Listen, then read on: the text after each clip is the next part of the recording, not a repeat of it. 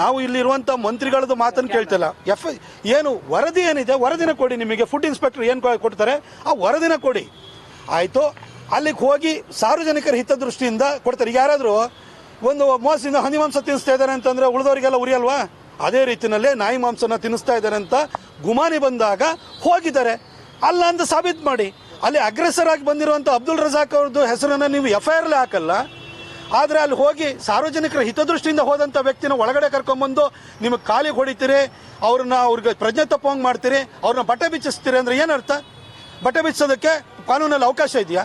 ಅಥವಾ ಇಲ್ಲಿ ಪೊಲೀಸ್ ಇಲಾಖೆಯಲ್ಲಿ ಯಾರಾದ್ರೂ ಕೂಡ ಇಲ್ಲಿ ಯಾರಾದ್ರು ಸಲಿಂಗಕಾಮಿಗಳಿದ್ದಾರಾ ಹಿಂಗೆ ಒಂದು ಬಟ್ಟೆ ಬಿಚ್ಚಕ್ಕೆ? ಏನಕ್ಕೋಸ್ಕರ ಬಟ್ಟೆ ಬಿಚ್ಚರು ACP ಚಂದನ? ACP ಅವರು ಅಲ್ಲಿ ಸೈಡಲ್ಲಿ ನಿಂತಿದ್ದಾರೆ. ಆದರೆ ನಾವು ACP ಅವರು ಅವರೇ ಪ್ರಶ್ನೆ, ಅವರು ಕಟಕಟಲ್ಲಿ ನಿಂತಿರೋರು, ಅವ್ರ ಬಗ್ಗೆನೇ ನಮ್ಮ ಆರೋಪ ಇರೋದು.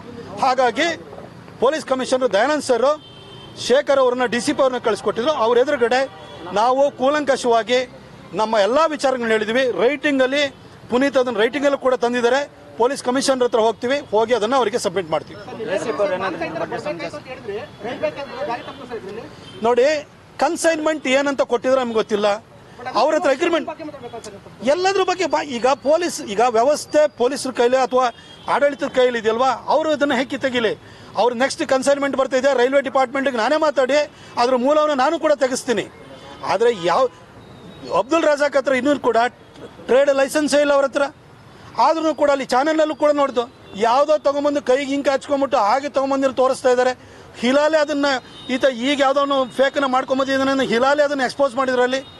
ಇಷ್ಟಾಗಿಯೂ ಕೂಡ ಅನಧಿಕೃತವಾಗಿ ಅವತ್ತು ಅಕ್ರಮವಾಗಿ ಮಾಂಸವನ್ನು ತಂದು ಮಾರಾಟ ಮಾಡ್ತಿರೋ ಹಿಂದಿರುವ ಉದ್ದೇಶ ಏನು? ಅದು ನಿಜವಾಗ್ಲೂ ಕೂಡ ಕುರಿ ಮಾಂಸನ? ಇದನ್ನು ತನಿಖೆಯಲ್ಲಿ ಪತ್ತೆ ಹಚ್ಚಿ ನೀವು.